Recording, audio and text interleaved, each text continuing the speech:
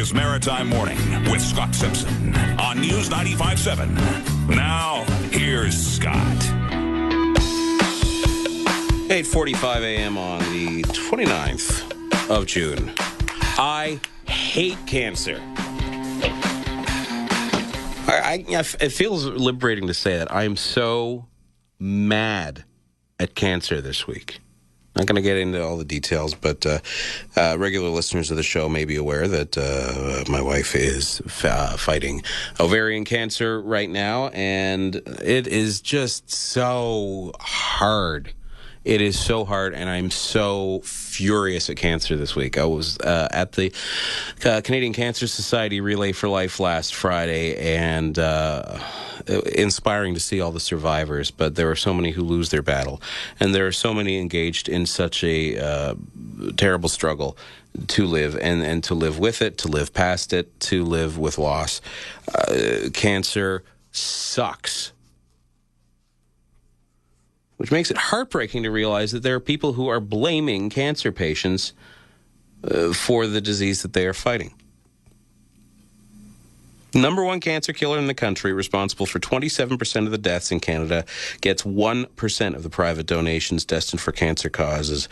And Jean St-Amand, founder and director of the Bedford 5K to beat lung cancer, says we should be ashamed about that. Welcome to the show, John. Thanks for having me. Thank you for alerting me to this. Tomorrow is the 5K, is it not? That's right. We're ready to go. Rain isn't going to stop us. We're set to start at DeWolf Park at 8 a.m. with the kids going first, and the 5K route following when they're done their little run. No, when I was at the Relay for Life last week, I was amazed at how many people were there. Not only survivors, but how enthusiastic team members were, how organized the whole thing was. And knowing that this kind of event was going on in cities around the world, around North America, it made me think this is a machine that almost runs itself. But you have found a different experience in organizing the Bedford 5K to beat lung cancer.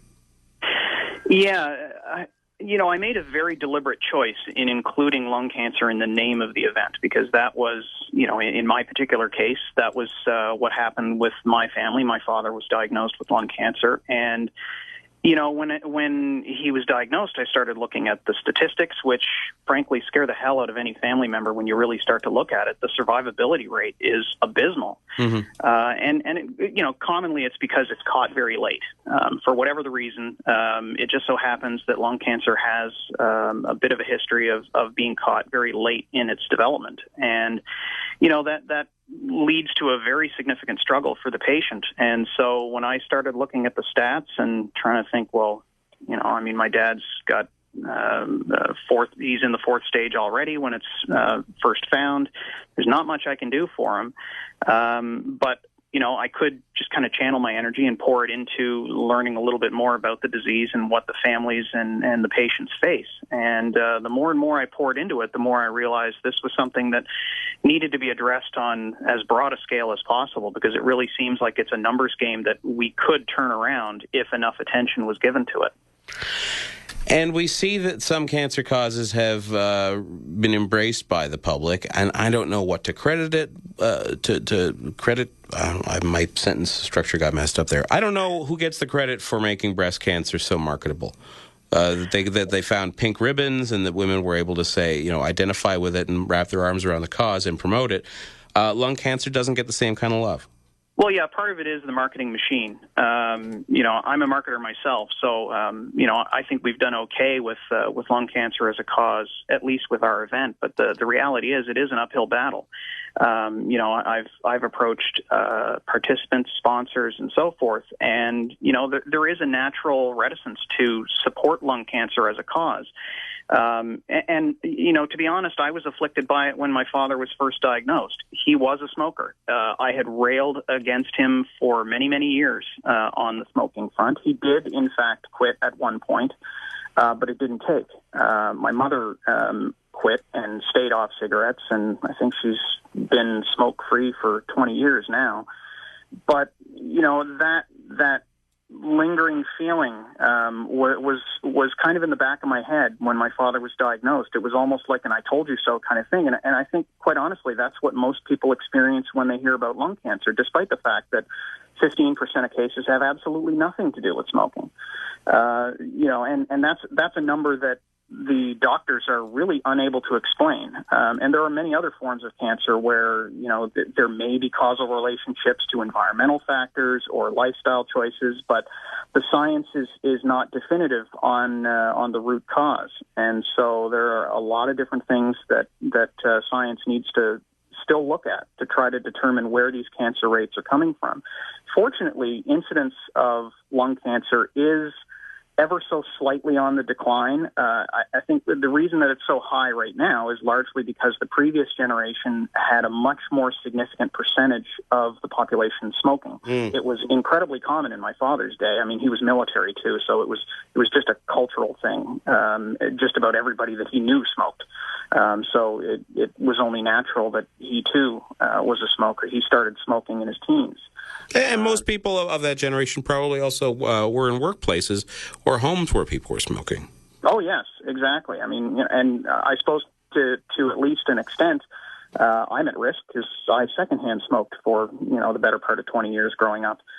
So, it's always in the back of your minds. And when you talk to somebody about what they've experienced and you talk to other people that have been through the lung cancer experience, the refrain is the same. It's that there was a degree of animosity towards the patient for choices that got them there. And, it's funny because it's not unique to the people that did, in fact, smoke in the past. There are many people that haven't smoked for 20 years, and later on in life, they are diagnosed with lung cancer. And whether you attribute it to the smoking that they did when they were younger, or whether it's something completely unrelated, because there are plenty of people that smoke into their 90s and never wind up with lung cancer.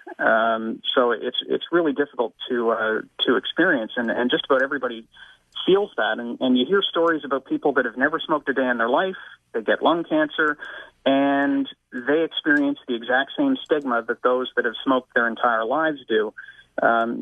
It's really unfair, and I think for the most part it's a measure of decency for you not to blame the patient. And it took me a little while to get past that initial stigma of blaming my father for having smoked all those years and the cancer being a result of that. It is hard to let go of that. But once you do, you realize, they're a patient facing a deadly disease. They're scared out of their minds. The stats are horrible.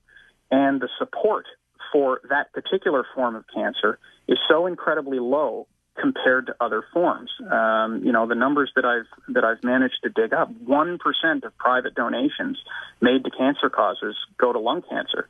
Well, when you look at the percentage of deaths that are attributed to lung cancer, 27%, by far, easily by a factor of 2, and in some cases 3 times its nearest quote-unquote competitor in lung cancer deaths. It's mind-blowing that we haven't prioritized this more significantly. You make a 1% difference, you save 800 lives. So I can understand, and I think most people can understand, the notion of having some animosity and a sense of you did this to yourself. For most, and I think a lot of people will admit that. If you ask them, if you said which would you be more likely to give money to, breast cancer, prostate cancer, something like that, or lung cancer, I think most people would reluctantly perhaps admit that they feel a bit of blame. Blame. And it's understandable, even having gone through it myself. Yeah. But how do we get through that then? Because obviously, if people take just a minute and say, seriously, you're going to sit there and judge somebody who's dying and losing everything, and a family that is watching a loved one be eaten away by this horrible disease, that you're going to sit there and hang on to that judgment? Like, how do we how do we acknowledge that initial reaction and get past it? Well, hopefully it's a matter of, really just kind of dispassionately looking at lung cancer as a priority for healthcare, whether that's at the governmental level or whether it's with the public. It's a matter of, if you really dig into the stats, and I don't think most people will have really realized the degree to which lung cancer is an epidemic in terms of the various forms of cancer that the healthcare system faces.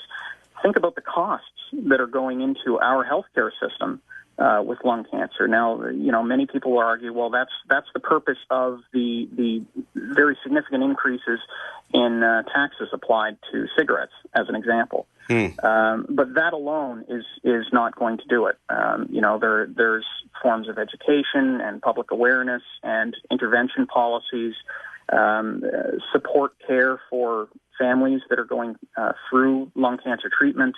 There's a lot of different avenues that are available, but if they don't get adequate funding, the trend cannot possibly be reversed. The needle isn't moving currently. I mean, the percentage of lung cancer cases in Canada just continues to tick up as that previous generation arrives to, their 50s, 60s, and 70s, when healthcare is monitored more closely, and so the detection is more likely to occur during those years. And from a generation that smoked a fair bit, it's going to continue for at least the near term. I think the younger generation will probably see a pretty significant decline because there's not nearly as many smokers among the under 40 crowd.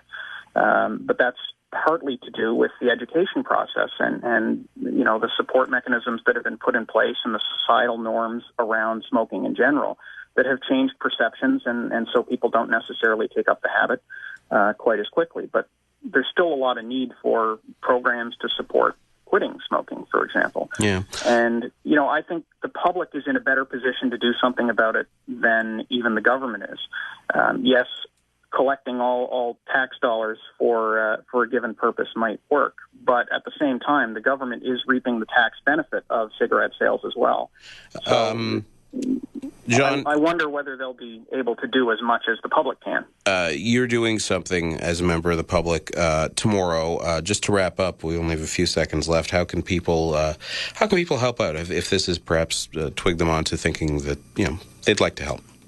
Well, jump on to Bedford5K.com to read up about our event. We're, despite the rain, we'll be in DeWolf Park tomorrow morning at 8 a.m. To run or walk a 5K route. It's a pretty flat route, so just about anybody could participate. It's only $25 to participate if you're an adult, $10 for kids. And get involved. We're going to be at Sunnyside Mall from 11 till 3 today doing our race kit pickup, and people can actually register and pick up their race kit and avoid the lines tomorrow, particularly in light of the rain. And just get involved. Talk to us. Have us on your radar, and if you can't participate this year, maybe keep us in mind for next year. This is our 6th year doing it. We're always on the Canada Day weekend. So just keep an eye on what we're doing, and hopefully you can get involved either as a participant, a volunteer, a sponsor. That sounds good. Bedford5K.com. Jean St-Amand, thank you very much for bringing this to my attention. I'm glad we got to talk about this today. Thanks for having me on, Scott. And have a good run tomorrow. Jean St-Amand is the founder and director of the Bedford 5K to beat lung cancer. You can learn more about the event at bedford5k.com.